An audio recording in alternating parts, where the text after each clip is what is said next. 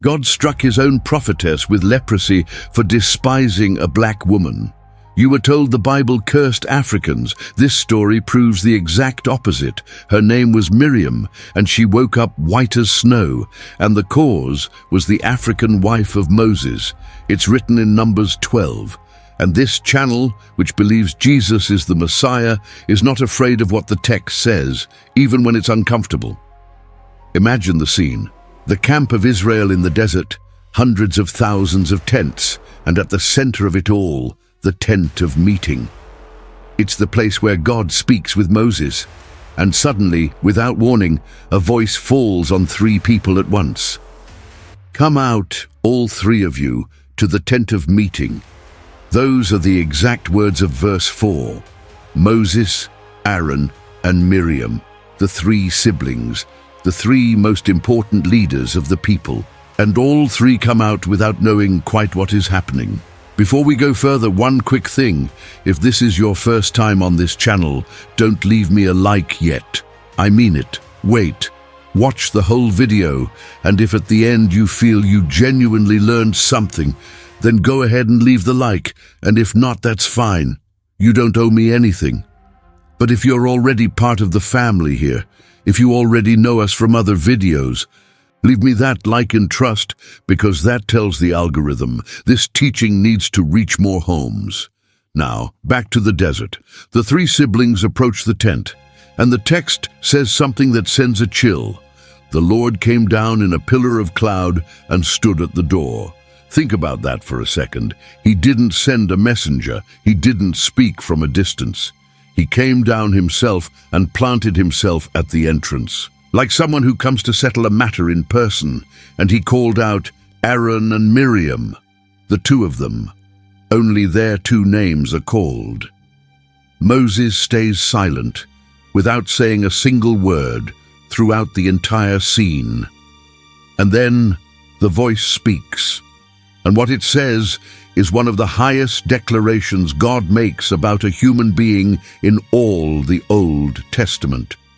Hear my words. When there is a prophet among you, I, the Lord, make myself known to him in a vision. I speak with him in a dream. Not so with my servant Moses. He is faithful in all my house. With him I speak mouth to mouth clearly and not in riddles. Notice the weight of that. To other prophets, God speaks in dreams, in enigmas, in images that must be decoded. Not with Moses. With Moses he speaks face to face, mouth to mouth, without a veil. And then comes the rebuke, and it's a question. Why then were you not afraid to speak against my servant Moses? The cloud is still there. The voice stops, and verse 10 says, the cloud withdrew from over the tent. And when it withdraws, when the people can look again, Aaron turns toward his sister, and he sees her. Miriam is leprous, white as snow.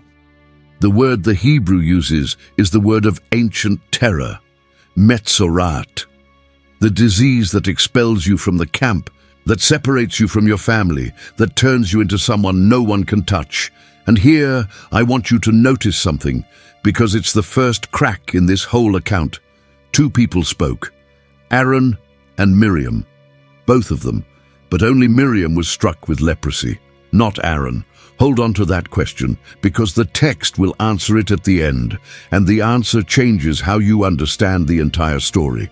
Aaron looks at his sister white with leprosy, and something breaks in him. The priest of Israel, the man who officiates before God, turns toward Moses, the brother he had just spoken against, and pleads with him. Listen to what he says, because this is a broken man. O my Lord, do not punish us because we have done foolishly and have sinned. Let her not be as one dead, of whom the flesh is half eaten away when he comes out of his mother's womb. Aaron doesn't defend what they did. He calls it sin. He calls it foolishness. And he begs for his sister's life like someone begging for a corpse that's still breathing. And here is the gesture that breaks the heart of this account. And hold on to it, because we'll come back to it at the end. Moses, the offended one, the brother they had risen against. the one who had every right to stay silent and let justice run its course. Moses cries out to God on her behalf, and he cries out with 5 words, 5 Hebrew words, short, urgent, almost a shout, El na refa na la. Oh God, please heal her now. There is no resentment, no she deserved it, no let her learn, just a brother on his knees asking that his sister live. That is the scene, that is the heart of the chapter. And to understand why this was so grave, you have to understand who Moses was in God's eyes, because what the voice said from the cloud was not just any compliment. God established a hierarchy. To all other prophets he said, I speak through visions and dreams, that is, through a veil, through images that must be interpreted, through symbols that can be confused. Think of Ezekiel with his wheels, Daniel with his beasts, the dreams that even the prophet needed someone else to explain. That's how God normally speaks, from a distance covered in code. But not with Moses, face to face, without a veil, without riddles, as one speaks with a friend. In all the Old Testament there is no other person of whom this is said.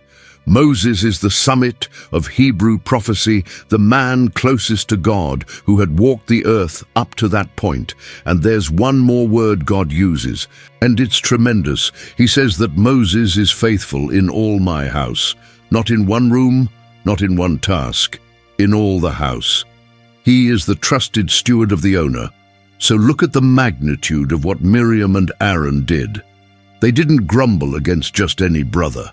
They rose against the man whom God himself had just set above every prophet. That's why the voice doesn't ask, why did they speak? But why were you not afraid to speak? The key word is fear. They should have trembled before opening their mouths, and they did not tremble. And the one who did not tremble before the house of God ended up trembling outside it. Now we have to understand what they actually said, those 2 people, to unleash all of this. Let's go back to the first verse of the chapter, because there is the spark that lit everything. And it's a verse that most people read quickly, without stopping. It says this, Miriam and Aaron spoke against Moses because of the Cushite woman he had married, for he had married a Cushite woman. Read it again. The first recorded rebellion against Moses' leadership, the first time his own siblings rise against him. Why does it start? Because of his wife, because of the woman he had married. And the text names her with a precise word, Cushite, in Hebrew, Cushite. And here we have to be exact, because everything depends on this word. Cush in the Bible is not just any place. Cush is the kingdom that was south of Egypt, in what is today Sudan and southern Egypt, the land the Greeks called Ethiopia and archaeology knows as Nubia. It was a powerful kingdom of dark-skinned people. When the text says Moses took a Cushite wife, it is saying in the language of its time that he married a black woman from the south. This is not a modern reading we're imposing on the text. It's what the word meant to whoever wrote it. Now notice the sequence, because it's striking. The trigger is the Cushite woman. The reaction of Miriam and Aaron is to speak against Moses. And the response of God, as we just saw, is to come down in person and strike those who complained. Do you see what the order of events says? The text does not punish the marriage. The text punishes the contempt toward the marriage. God does not say you did wrong to marry her. God comes down on those who pointed at her. The African woman is not the problem in this story. Those who look down on her, they are. But wait, because someone might say the complaint wasn't about the woman, it was about leadership. And it's true that in verse 2 they say something else. They say, has the Lord spoken only through Moses? Has he not spoken through us also? It sounds like a claim of authority, doesn't it? It sounds spiritual, elevated, almost legitimate. We are prophets too. We hear God too. And here is the trap the text wants you to see. The complaint dressed itself in theology. It put on the clothing of a spiritual matter. But verse 1 already told you what the real root was, because of the Cushite woman he had married. First came the contempt for the foreigner, then came the noble argument to justify it. And think about it, because this is not ancient, this is timeless. How many times does rejection of a person disguise itself as principle? How many times does something that starts as "I don't like her" end up becoming "there's a doctrinal problem here"? Miriam and Aaron didn't say, "We don't like that she's black." They said, "Does God speak only through Moses?" But God, who sees the heart, didn't respond to the top-layer argument. He responded to the root underneath. And that's why the one who complained about the foreigner ended up being, for 7 days, the foreigner of the camp, the one left outside, the untouchable. There is a tremendous irony there, and we'll gather it all together before the end. And stop on that word, Cush, because it's not a minor geographical detail. For someone reading this in antiquity, Cush was the edge of the known world toward the south, the land beyond the cataracts of the Nile. A kingdom of gold, of tall warriors, of a skin so dark it became proverbial. Centuries later, the prophet Jeremiah would use an image that shows how deeply that people was associated with color. "Can the Cushite change his skin?" he asks, as if to say, there are things that simply are what they are. The Cushite was, in the mental world of the text, the African par excellence, the black man of the Deep South. Now add the two things together. The wife came from there, and those who complained were his own family, the elite of the people. It wasn't a stranger who looked down on her. It was his older sister, the prophetess, the one who had led the women in song when they crossed the sea. It was someone from inside, and that makes the offense deeper, because the contempt that hurts most is not that of the stranger. It's that of someone who should have welcomed her as family.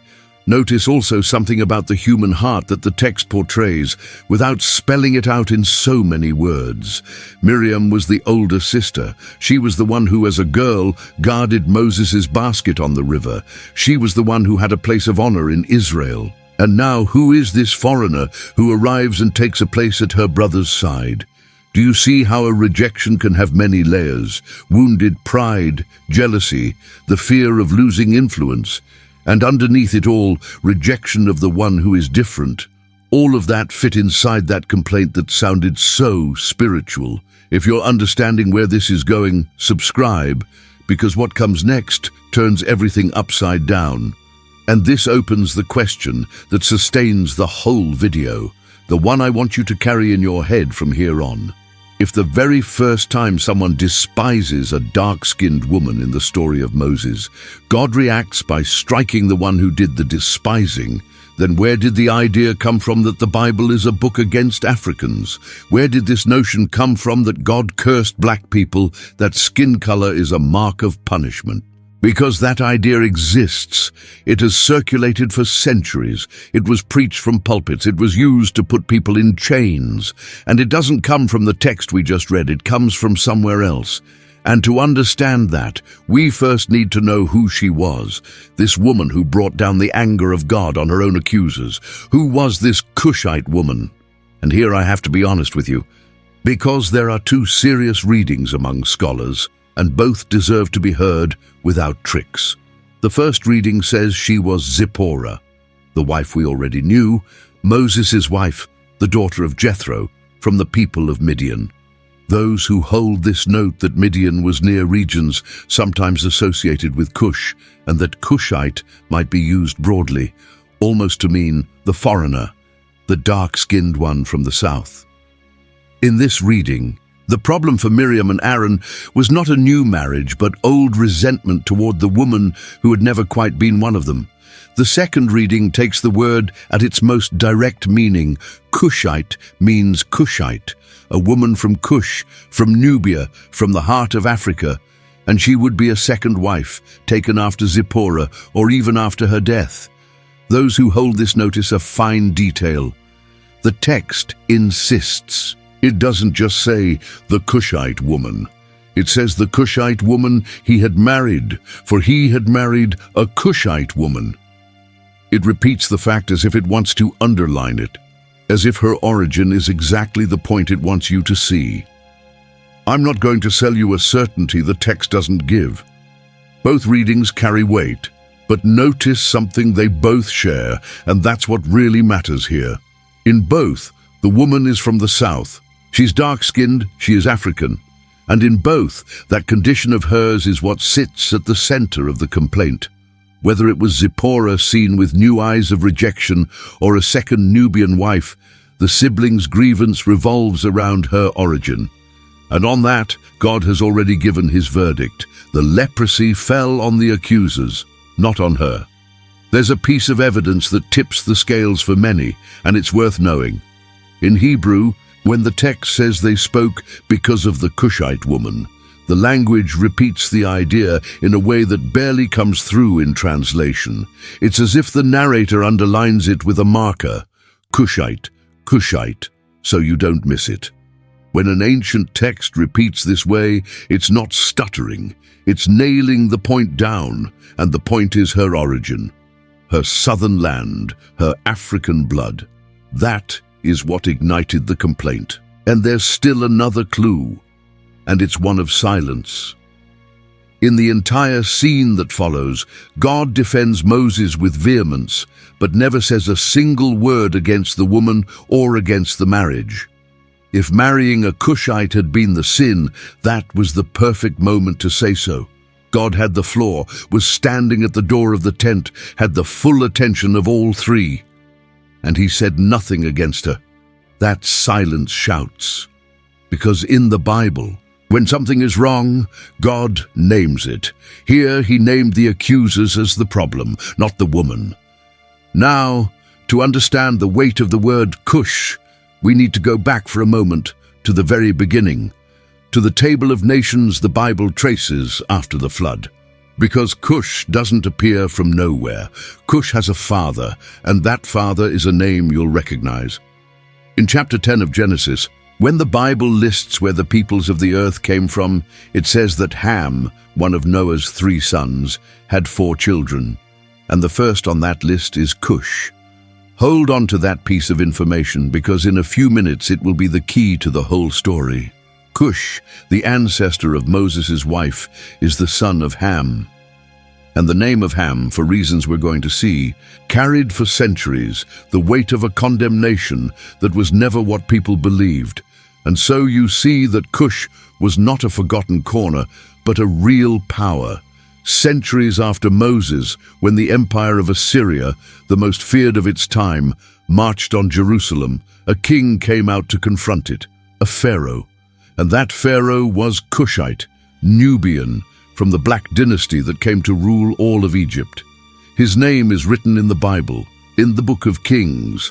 So when we talk about Cush, we're not talking about a lost tribe. We're talking about kings, armies, a southern power that left its mark on the very history the Bible records.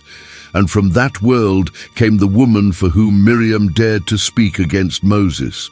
This is where we have to stop and answer the big question, because without it, the story of Miriam falls short.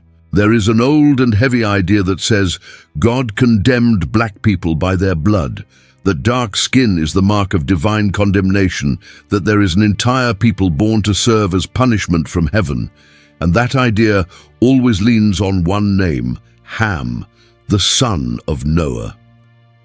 They call it the curse of Ham. And we need to see where it comes from, because when you look at it up close, it falls apart in your hands. Let's start with the family. After the flood, Noah has 3 sons, Shem, Ham, and Japheth. And of Ham, chapter 10 of Genesis says 4 sons came forth. Read them with me, because each one matters. Verse 6 says, the sons of Ham were Cush, Egypt, Put, and Canaan. 4. Cush, whom we already know, is Nubia, the African kingdom of the south. Egypt is the Hebrew name for Egypt. That is the word the Bible uses for Egypt from beginning to end. Put is Libya, the north of Africa, and Canaan is the 4th, and we're going to talk about him in a moment because he is the key to everything. Now, the curse. I won't recount the whole scene because you probably already know it. There was an episode of Noah drunk in his tent and something Ham did, and the next morning Noah pronounces certain words. What matters here is exactly on whom those words fall, because people say, the curse of Ham, but open the Bible and read verse 25 of chapter 9. It doesn't say, cursed be Ham, it says, cursed be Canaan, Canaan, the son, not Ham the father, not Cush, not Egypt, not Put. One single name out of the four, Canaan. Now comes the first part of the inversion, and I want you to follow it slowly. Where did Canaan go? Where did his descendants live? The answer is given by the same chapter 10, a few verses further down. The descendants of Canaan are the Jebusites, the Amorites, the Hittites, the Perizzites. And what land is that? It's the land of Canaan. The strip running from Sidon down to Gaza, the Levant, the land that Israel would enter and conquer centuries later.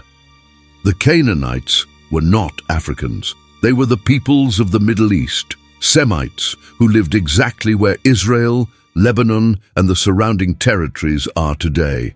The curse of verse 25 did not cross the desert southward into Africa. It stayed in the promised land, among the peoples Joshua would confront. Stop and look at what just happened. The only curse in this entire family fell on Canaan, and Canaan isn't even African. His descendants are in the Levant, not in Nubia, not in Egypt, not in Libya. And yet for centuries, people took that curse, removed Canaan from it, hung it on Ham's other sons, and sent it to Africa. They changed the recipient. They put on one people the punishment the text had given to another. And here is the second part of the inversion, and it's the one that truly upends everything. If you're going to talk about Ham's other three sons, the genuinely African ones, what does the Bible do with them? Does it curse them? Exactly the opposite. Egypt is the place where God preserves Jacob's family from famine, where Joseph becomes governor, where the people grow to become a nation. Put, Libya, appears without any condemnation by blood, and Cush, Nubia, the people of Moses' wife, is honored again and again, as you're about to see with names and verses. The Bible does not curse Ham's African branch. It blesses it, uses it, and lifts it up. Do you now understand the scale of the error? The tradition of the curse of Ham gets it wrong twice in the same breath. First, it curses the African branch, Cush, Egypt, Libya, precisely the branch the Bible treated with honor. And second, it ignores that the only one who was actually cursed, Canaan, wasn't African at all, but a people of the Levant. It's a reading that took the punishment, stripped it from the one it belonged to, and placed it on those whom the Bible was blessing. It's not a slightly imprecise interpretation. It's a complete inversion of the text. It reads it backwards. If this is blowing your mind the way it blew mine, write it in the comments right now, even just a word, because I want to know how many people have read the curse of Ham without noticing it fell on Canaan. And stop for a moment more with these four brothers, because each one has a story in the Bible, and not one of them is a story of cursing. Take Egypt. How many times is Egypt a refuge in the scriptures? When famine grips the land, where does Abraham go looking for bread? To Egypt. When Jacob and his sons are on the verge of starving to death, who receives them and sustains them for years? Egypt. Joseph, sold as a slave by his own brothers, ends up as the second most powerful man in Egypt, and from that throne saves the family from which Israel would be born. And centuries later, when a king tries to kill the child Jesus, where do they flee to save him? To Egypt. The land of Mizraim, son of Ham, is again and again the place where God preserves life. Does that sound like a people under condemnation? Take Put, Libya. It appears in armies, in prophecies among the peoples surrounding Israel, and in no passage does it carry a curse by blood. And take Cush, about whom we've already spoken and will speak more, honored from one end of the Bible to the other. 3 sons of Ham, 3 African peoples, and not one curse on any of them. Now notice the geography, because it's the physical proof of the inversion. Where did the Canaanites, the descendants of the only one who was actually cursed, live? The same chapter 10 draws the map. The territory of Canaan ran from Sidon in the north, down through Gerar and Gaza to the region of Sodom. It's the eastern coast of the Mediterranean. It's the land Israel and Lebanon occupy today, not a single step toward Africa. The Jebusites who lived in Jerusalem before King David, the Hittites, the Amorites of the mountains, those are the sons of Canaan, Middle Eastern peoples. When Joshua crosses the Jordan generations later, the curse of Canaan is fulfilled there, in those hills and walled cities, not in the southern sands or on the banks of the Nile. That's why when someone links the word curse with dark skin and calls it biblical, they're building a bridge between two shores the text keeps separate. The punishment is on one shore, Canaan, the Levant. The Africans are on the other. Cush, Egypt, Put, blessed and used by God. And between those two shores the Bible built no bridge. The bridge was raised by human hands much later, and in a moment you'll see exactly what it was used for. And with that map in hand, go back to Miriam, because suddenly everything fits. Miriam despised the wife of her brother, a daughter of Cush, that is, an African. In other words, a daughter of the branch of Ham that was never cursed, the branch the Bible honors without interruption. She looked down on the very branch God had decided to lift up, and that's why heaven's reaction was not mild. When God strikes Miriam with leprosy, he's not defending a whim. He's enforcing with his own hand the honor of a people he had blessed from the beginning. The one who despised the honored branch became, for 7 days, the excluded one. That is the real weight of this story. And there's still more to see about how far the honor of Cush reaches throughout the entire Bible. Because if God reacted that way over one Cushite woman, the natural question is, was that an isolated case or a pattern? And when you go through the whole Bible, you discover it's a pattern, and it's consistent. The same instinct Miriam had, looking down at the African, the text knocks down again and again. Start with Moses himself. Where was he formed? Who taught him to read, write, govern, think? The book of Acts in chapter 7 says it with all its letters. Moses was educated in all the wisdom of the Egyptians. All of it. The man God chose to bring his people out, to receive the law, to speak face to face with him, was trained in the school of Africa, in the science of Egypt, that same Mizraim, son of Ham. And not only that, when they left Egypt, the text says that with Israel also went up a mixed multitude, Egyptians among the Hebrews from the very first day of God's people. Continue with a man of the court, a foreigner, who saved the life of an entire prophet. We're in the final days of Jerusalem before the fall. The prophet Jeremiah has been thrown into a cistern, a pit of mud, to die of hunger. Nobody lifts a finger. The princes of Judah want him dead. And who saves him? A man named Ebed-Melech. And the text in chapter 38 of Jeremiah introduces him with one word. Ebed-Melech, an Ethiopian man, a Cushite, an African of the court. He is the one who goes to the king, who speaks up against the injustice, who organizes with ropes and worn rags the rescue of the prophet from the bottom of the pit. And God does not forget him. A few chapters later, he sends word through Jeremiah that on the day the city falls, he will be delivered because he trusted in him. The African who saved the prophet receives the promise of being saved himself. And now the most beautiful scene of all, and the one that closes the circle. Let's jump to the New Testament, to the book of Acts, chapter 8. An angel tells Philip to rise and go south on a desert road. Philip obeys without understanding why. And on that road there appears a chariot. Inside sits a man, a high-ranking official, the treasurer of the Candace, queen of the Ethiopians, a Cushite eunuch, one of the most powerful men in an African kingdom. He has come from worshipping in Jerusalem and is reading a scroll of the prophet Isaiah.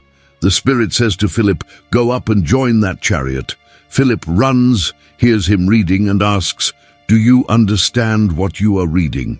And the Ethiopian answers with a disarming honesty, "How can I unless someone guides me?" And he invites him to come up.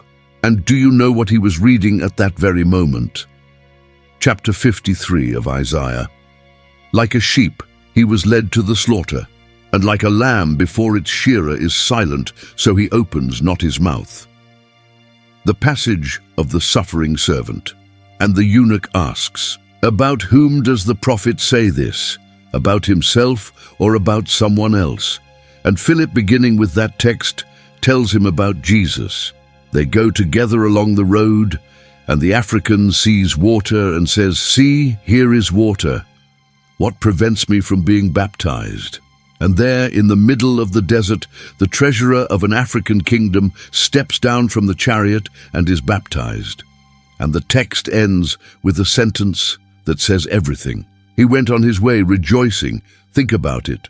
One of the first non-Jews to receive the gospel, to be baptized, to take the faith home, was an African.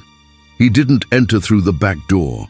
He entered reading Isaiah, asking questions, seeking, and he left full of joy. And that people, the Cushites, the very same people as Moses' wife, the very same people Miriam despised, is the one the Bible depicts again and again as seeking God and being found by him. And there's still more, because the honor of Cush reaches all the way to thrones. You remember I mentioned earlier the Cushite pharaoh who confronted Assyria. Here's the full story. There was a time when black kings, come from Nubia in the south, conquered and ruled all of Egypt. Historians call it the dynasty of the black pharaohs. And one of them, a Cushite king, appears by name in the Bible. When King Hezekiah was cornered in Jerusalem with the Assyrian Empire, the most brutal of its time, surrounding the city to destroy it, the Book of Kings tells that word arrived. Tirhaka, king of Cush, had come out to fight against Assyria, an African king moving against the empire that was threatening God's people. And that very night, the text says, the angel of the Lord struck the Assyrian army, and Jerusalem was saved. On the board where the salvation of the holy city was played out, there was a Cushite piece. And there is one more queen, though her exact land is debated between southern Arabia and Africa, the Queen of Sheba. She came from the south to test Solomon's wisdom with difficult questions. She arrived with camels loaded with gold and spices, and when she saw the wisdom God had given Solomon, she was breathless. And centuries later, do you know who held her up as an example? Jesus himself. In the Gospel, he said the Queen of the South will rise at the judgment and condemn that generation. The reason? She came from the ends of the earth to hear the wisdom of Solomon. And they had before them someone greater than Solomon and didn't listen. Jesus, the Messiah, took a queen of the south and placed her as a witness against those who didn't believe. He lifted her up. He didn't curse her. And tell me in the comments what country you're watching from. I love knowing. Put together everything we've covered. Egypt preserving the life of the people and of the child Jesus. Moses formed in its wisdom. A Cushite king on the night Jerusalem was saved. An Ethiopian saving Jeremiah from the pit, and another among the first to be baptized. A queen of the south praised by the lips of Christ. That is the real relationship of the Bible with Africa. It's not a footnote. It's woven through the entire history of salvation from beginning to end.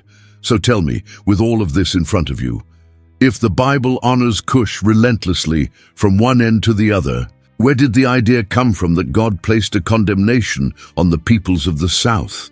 And what did that idea end up causing in the real world? And this is the part that hurts, because a wrong reading of the text didn't stay on the pages. It went out into the world and became real chains.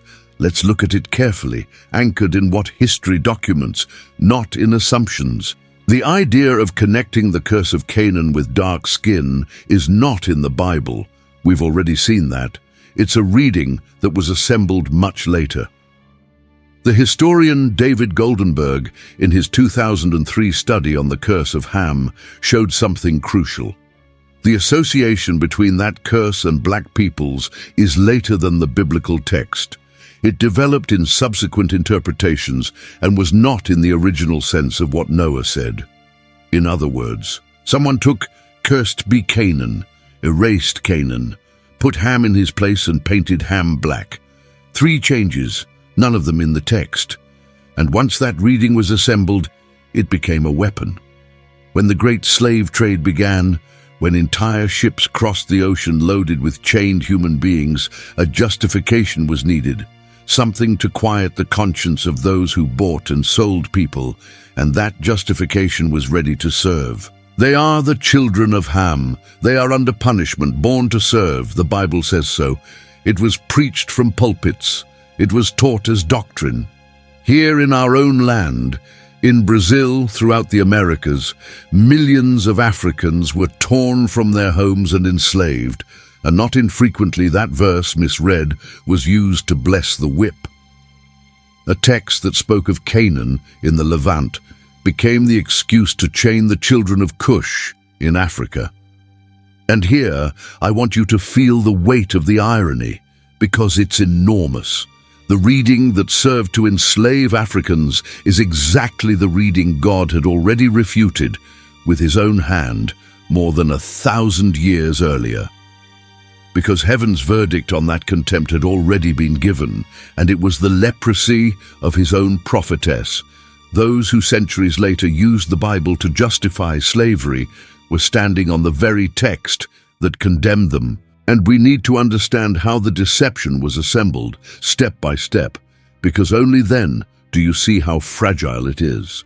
The first step was changing the recipient.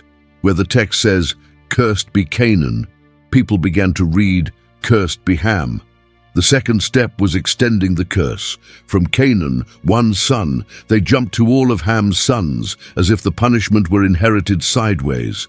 And the third step, the most audacious, was painting that curse a color. It was said that the mark of Ham was dark skin, something the text never mentions anywhere. In no part of the scene with Noah is there any mention of skin, or color, or race. Not one word. That detail was invented later so the story would add up, and once that 3-step lie was assembled, it served what it was needed for. When the slave trade crossed the ocean, when millions of hands were needed for the plantations, many consciences were asking for an excuse, and the excuse was served with a biblical cover. They are the sons of Ham, they are cursed, born to serve. It was printed in sermons, taught in catechisms, repeated until it became common sense in entire societies. That misread verse accompanied the chains for generations. A text that spoke of a people of the Levant became the theological signature of the enslavement of Africa.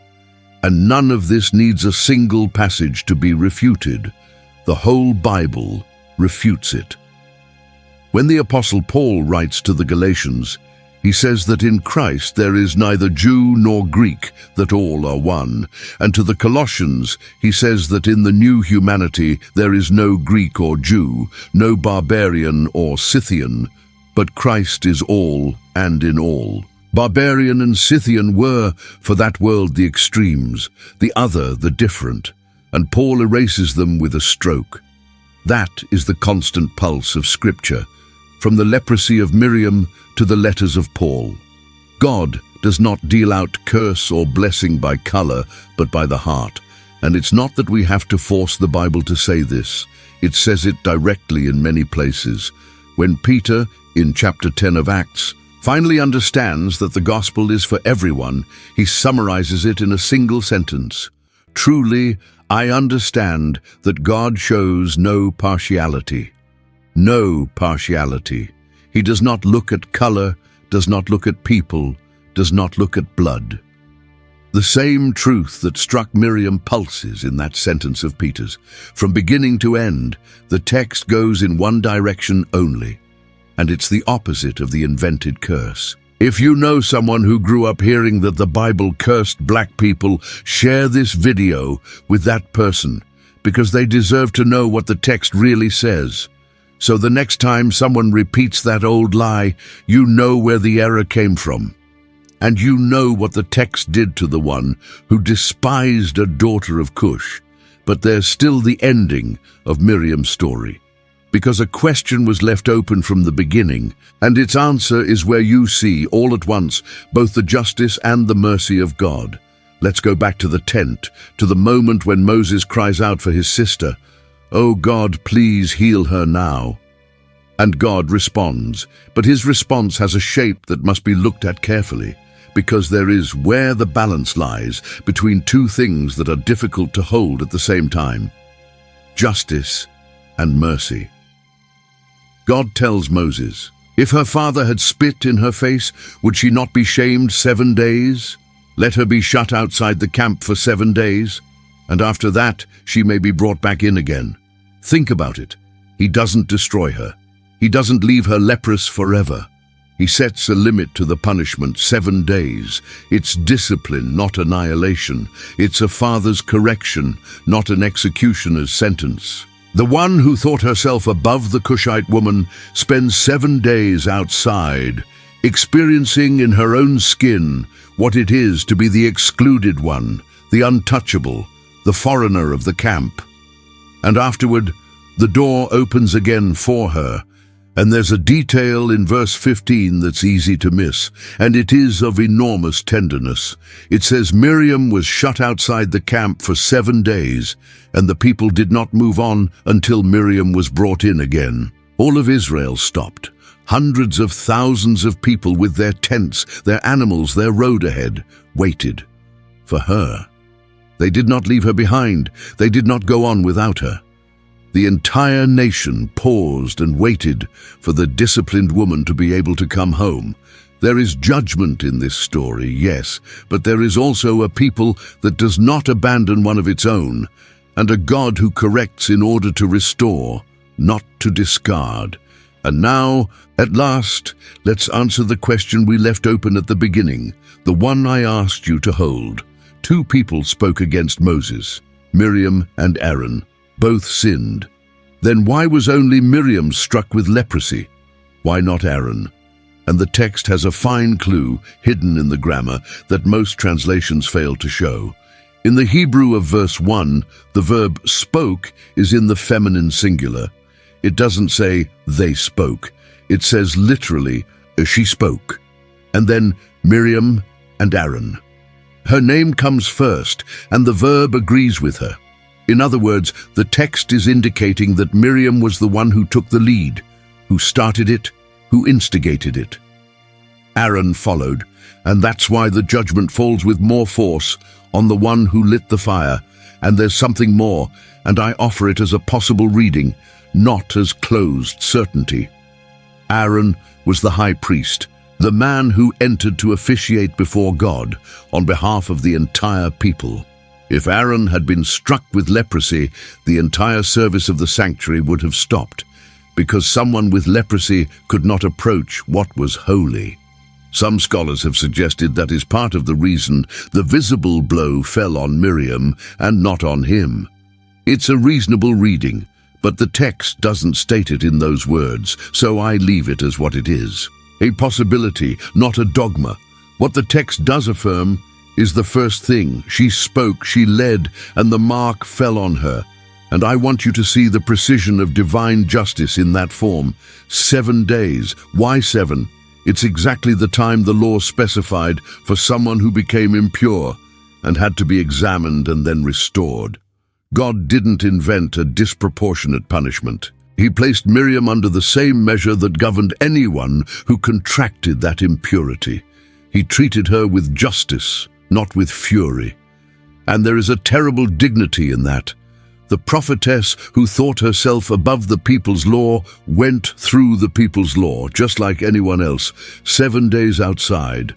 And on the question of why her and not Aaron, let me go a little deeper, because the grammar hides the heart of the matter. That feminine singular verb in the first verse is like a camera pointing at the one who took the initiative. In Hebrew, putting the verb in the feminine when the subject includes both a man and a woman is how you signal that the woman acted first, that she pulled the other along. Aaron the priest let himself be drawn in, but the hand that pushed was Miriam's.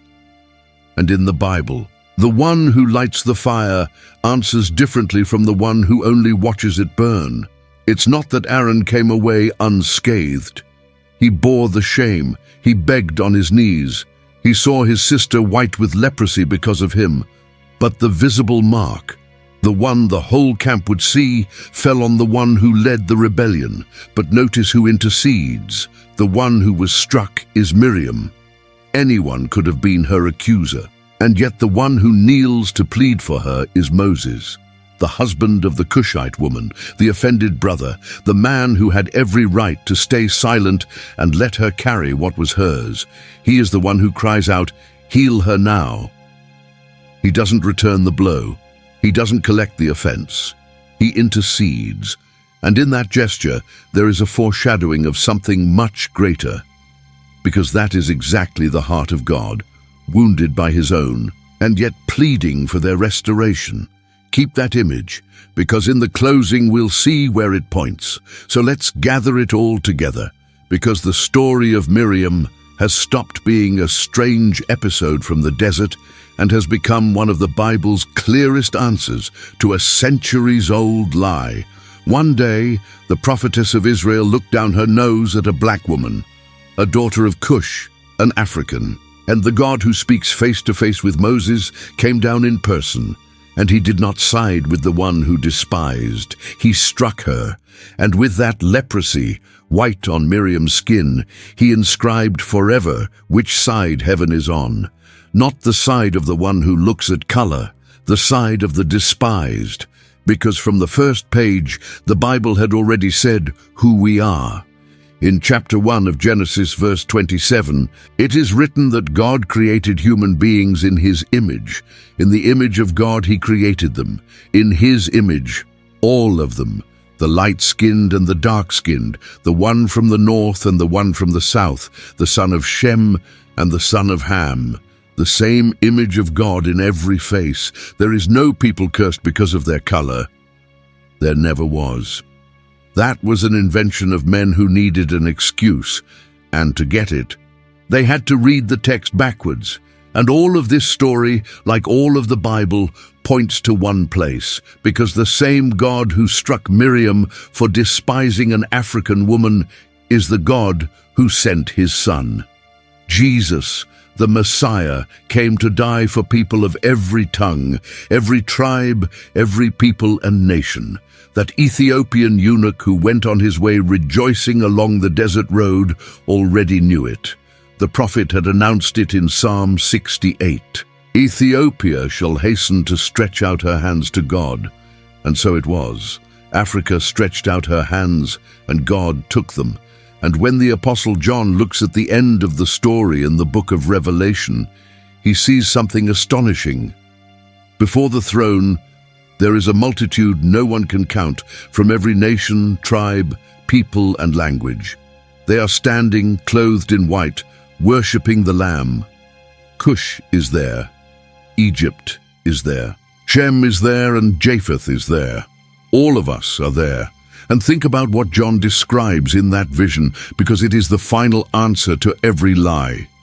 He doesn't see a uniform multitude, all the same, all one color. He sees the opposite. People from every nation and every tribe and every people and every tongue. The diversity is not erased in heaven, it is gathered before the throne. Every face, every skin tone, every language, standing with white garments, crying out salvation. If Africa had been cursed, it would be missing from that multitude. But it isn't missing. It's there, with hands stretched out, just as the psalm promised, just as the eunuch lived it on that road. So if you have ever carried the weight of that lie, if anyone ever told you that your color or your brother's color was a mark of punishment, hear clearly what the text really says. Let it enter. There is no curse on you. There is the image of God in you. And there is a cross that was raised also for you. Miriam's leprosy lasted 7 days. The truth it revealed lasts forever. God did not curse Africans. He struck the one who despised them. And that is the answer, written in Numbers chapter 12.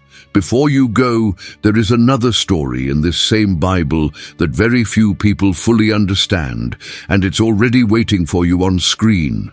Click on it. It's going to surprise you.